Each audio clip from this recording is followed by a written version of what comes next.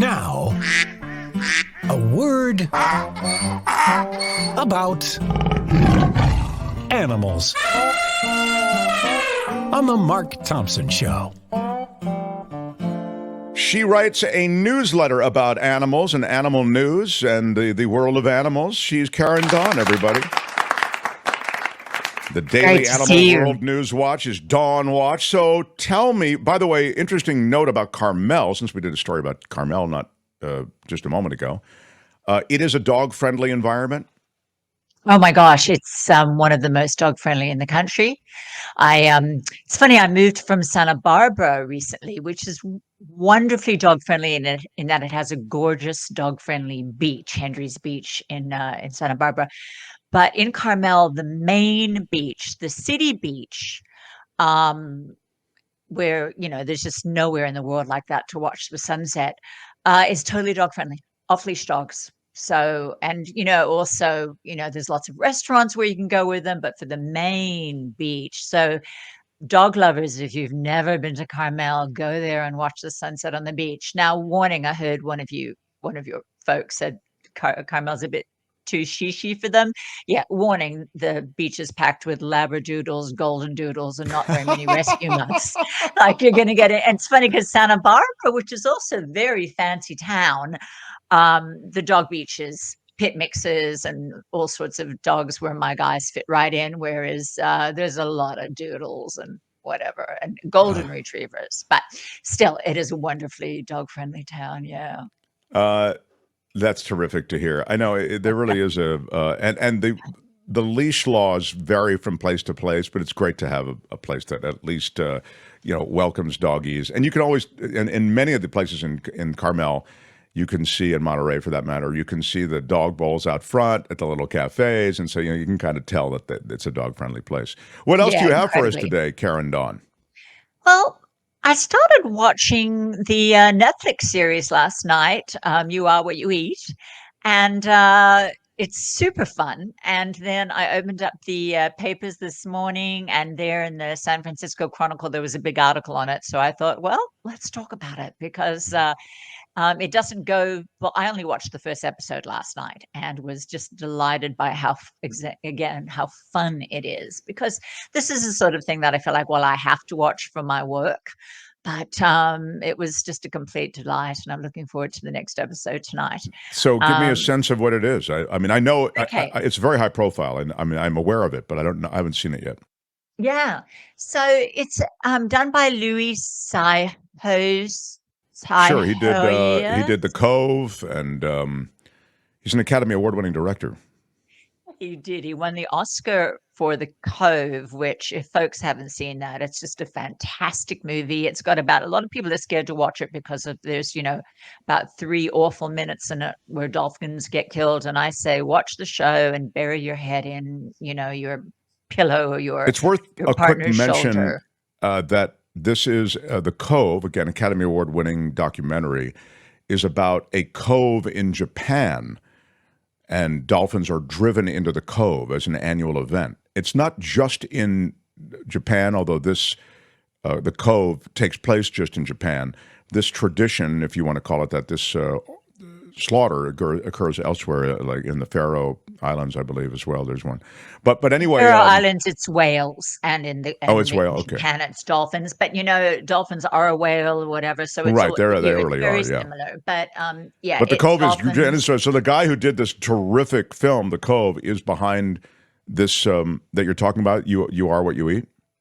Yeah, and maybe even more of greater relevance is that Louis is also behind Game Changers, which is a fantastic movie about the effect of a vegan diet on athletics.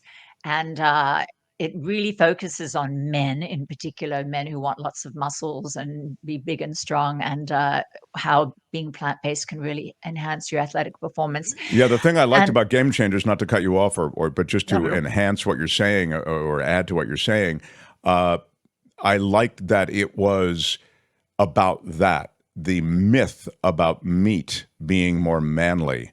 I liked that it was really, if you're a dude, if you're a man, if you're this guy who's, gym rat, whatever it is, just see this. This movie, Game Changers, is perfect that way. It just really does turn that on its side.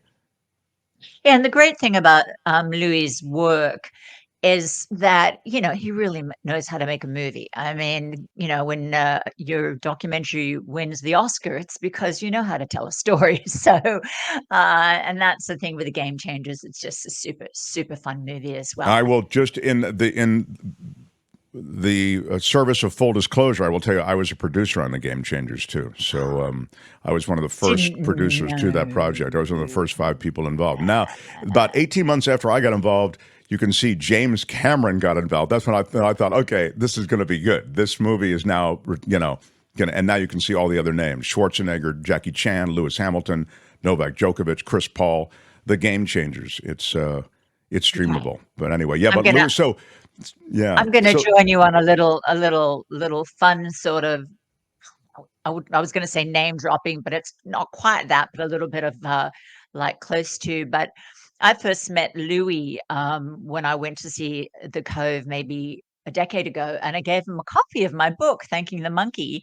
And next time I saw him, I was so honored to find out that he had actually read it and wanted to talk to me about vegan belts. So. Wow. Yeah. So you might have really had an influence on him. That book, Thanking the Monkey, is terrific. We'll talk about that another time, but you really did a great.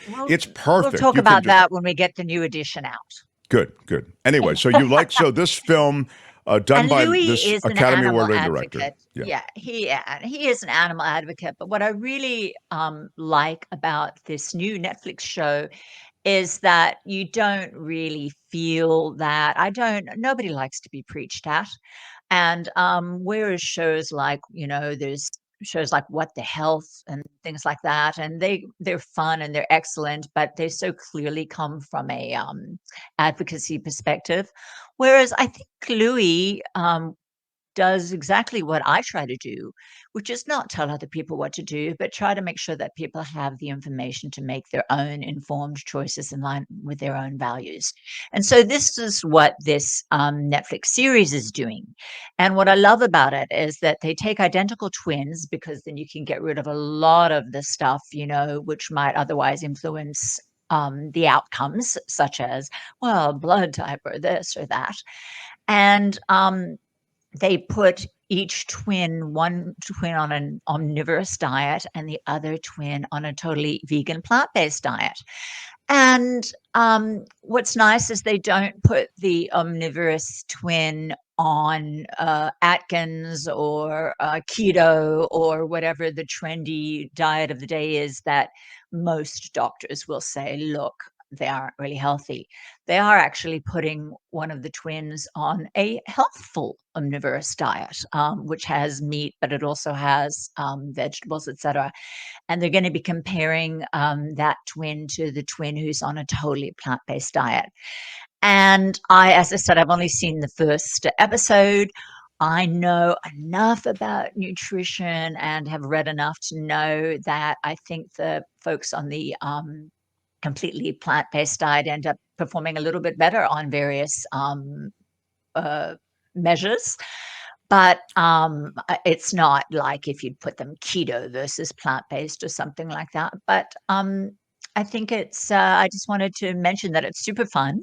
That's great. And that I've got to check it out. I'll tell you, I got a call from a friend of mine. He's a very successful money lawyer dude, and he called me almost desperately after he saw this. I didn't even know it existed. So I said, my wife and I just watched this, what's it called again? It's called You Are What You Eat. You Are What You Eat. Yeah, You Are What You Eat. And it's for the second week, it's one of the biggest shows on Netflix. Yeah, he said, my wife and I just watched this You Are What You Eat. And we want to go plant-based. We need your help right away. It was like it was as though he was in some prison somewhere and he needed me to, wire him bail money. He was desperate. So there must be something in this that makes an extremely compelling argument. You Are What You Eat, a twin experiment. It's on Netflix. Can I mention one other? Yeah, go ahead. Oh, no, you go. I was going to say, I want to mention one other movie. This doesn't have anything to do with what you eat, okay? Mm-hmm. But it was by Louis. by Luis Hoyos, this same Oscar-winning director of The Mhm. Cove. Racing Extinction, it's called.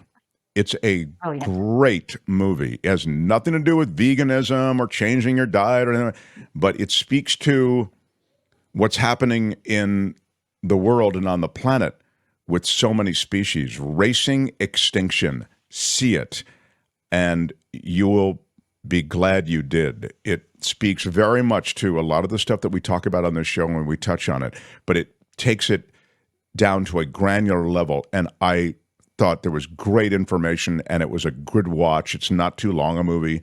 Again, Racing Extinction.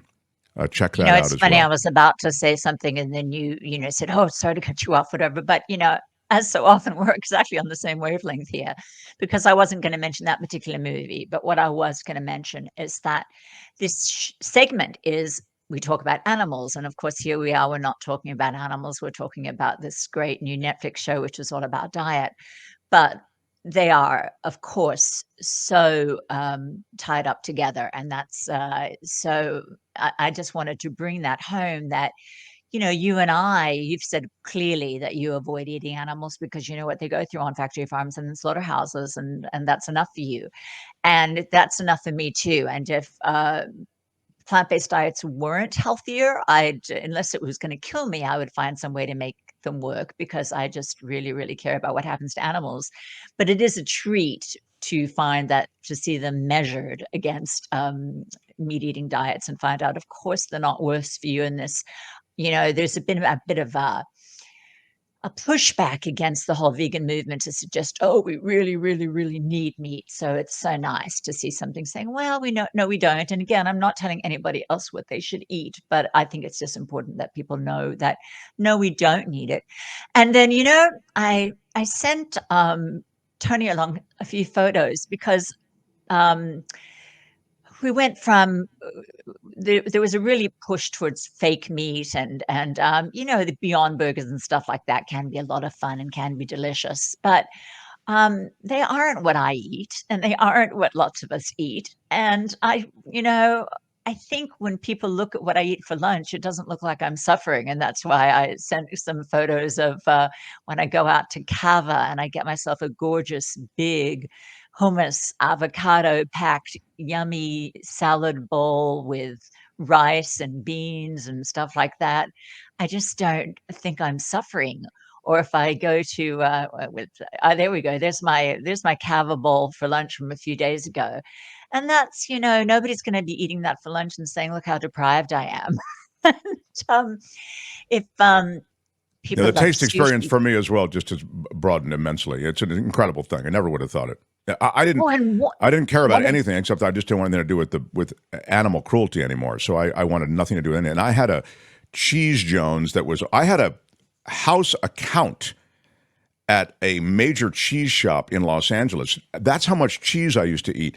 I would go in, get pounds of it, and put it on my account. I'll pay for it at the end of the month. So no one can tell me that they love cheese more than I did. And I dropped it all at once when I looked into the cruelty associated with dairy.